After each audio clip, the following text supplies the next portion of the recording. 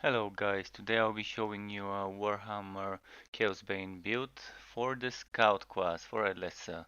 This is a trapper build, so all we're gonna be doing is laying some traps, shooting some skills, using an AoE skill for when the monsters are close to us. And I've decided to add a bit of Dryad summoning just so you can have some extra summons to pull the aggro.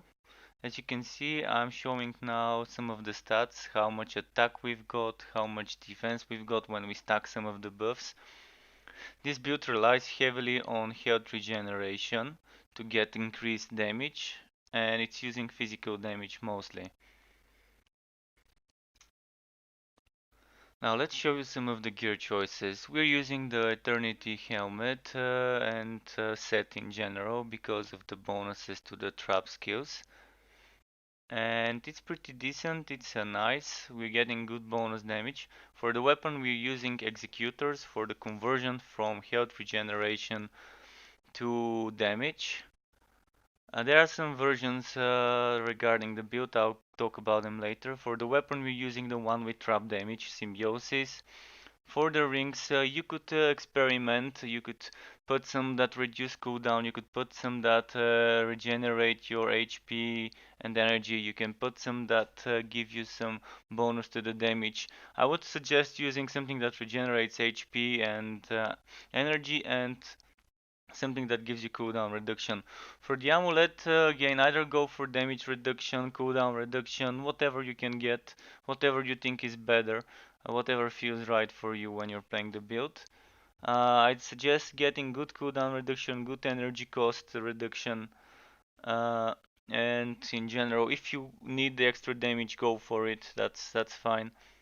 As you can see, we're showing gameplay for Chaos 1, Chaos 2, Chaos 3, and even Chaos 5.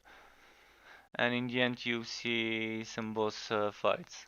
Now let's move on to the skill choices.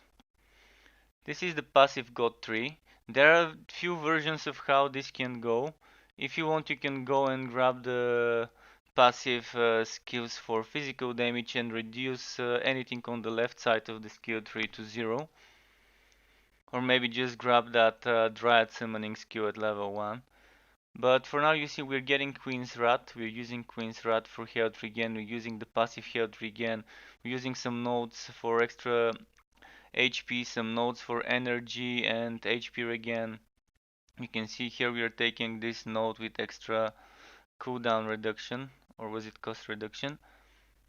And then you see we're getting that level 1 Dryad summoning skill. We don't need it at level 2. And here we got this passive tree. Skew it that left side. There's another option here where I'm highlighting just now. There's another option, you could grab that. You could go up if you want. Now let's see the skills. I'm using Master Archer Superior, Reflex Shot Mastered, Hungry Roots Heroic from the set, Living Roots Mastered, Queen's Wrath Mastered, and a level 1 Dryad Summoning skill, the Fire's Reckoning. There's also a version to use level 2 Queen's Wrath and then get all the physical damage skills. But I didn't think it works well, so I switched it to this way.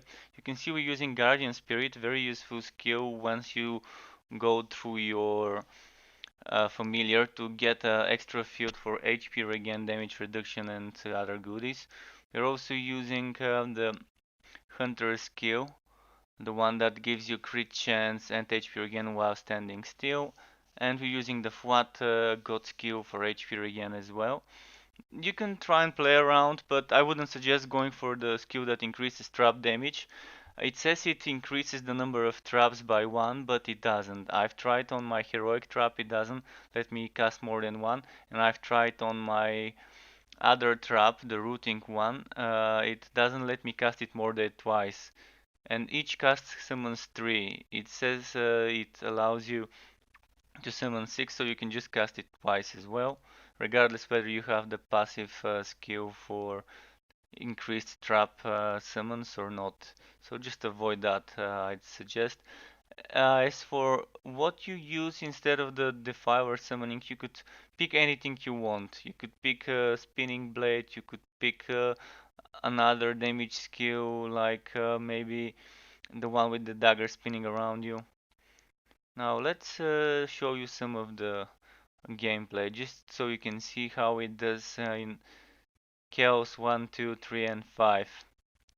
This is the boss fight, as you can see. On Chaos 5, which matters, I'm kind of trying not to get hit much. I can soak some hits. It's not a build that relies on not getting hit at all, but this is an easy map. I got lucky with an easy map, and it's a Prague, a Corn boss. If it was maybe any of the other zones, it would be very dangerous to get hit. You can see I'm kind of kiting, spamming, because I kind of had my energy very low when I started the fight, so I couldn't burst much. And I'm trying to just get an opportunity to regain my energy. And there's a shield banner, like a banner bearer, NPC that heals and buffs the enemies, so I'm trying to just kill that first.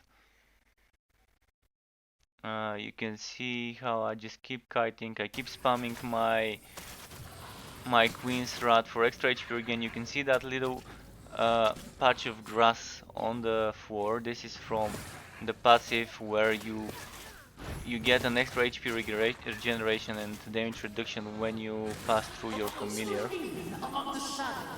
And this is a good stack with Queen's Rod. If you manage to stack in both of them, you'll be seeing huge damage numbers. You'll be seeing a very nice attack and a very nice damage reduction. Keep in mind, this build is not meant to be played much on Chaos 5, it's more of a build to help you speedrun some Chaos 1, 2 and 3 map runs. You can still try and use it in Chaos 5, but it won't be as tanky, you might get one shot all the time. Chaos 5 in general is a difficulty where you shouldn't get hit. And this build isn't bad in this regard, but you're probably better off with a poison build if you wanna try and be doing some Chaos 5 difficulty runs. It's very good for speed farming some boss rushes on the lower difficulties as well, because those traps do shit tons of damage and it would be very good in any zone, any boss on Chaos 1, 2 and 3. As for Chaos 5, you can see it's kind of not as good as it can be compared to a poison build. I'm also not the best with this build, but I can get up to 1 million damage with one of my traps, and with my other like around 700,000 or so. Even my rotating spinning skill, the reflex shot, does shit tons of damage as well. So keep that in mind. The build is not suggested for Chaos 5, but it can do Chaos 5. It's not like it can't. You can see I'm doing it just fine. The only time I would die on Chaos 5 would be if I make a mistake on this map that I was recording. I did die twice, which is not shown on the recordings, but I did die twice because I just kind of stopped dodging, stopped moving around, and just let some of the monsters hit me. And when 4 of those dogs hit you at the same time, of course you'll die. There's also one enemy that can one-shot you, but I usually try to stay away from it. So that was kind of it. If you've enjoyed the video, do leave me a comment or a like, or just subscribe. It always helps. As for my Twitch channel, you'll be seeing the link for that soon. If you want to see me stream live, I'm streaming on Twitch, Mixer and YouTube, whichever you prefer to watch on. So thank you for watching, keep it cool, and if you needed the links for my other social media and streaming platforms, there they are. So thanks again, and until next time folks, goodbye.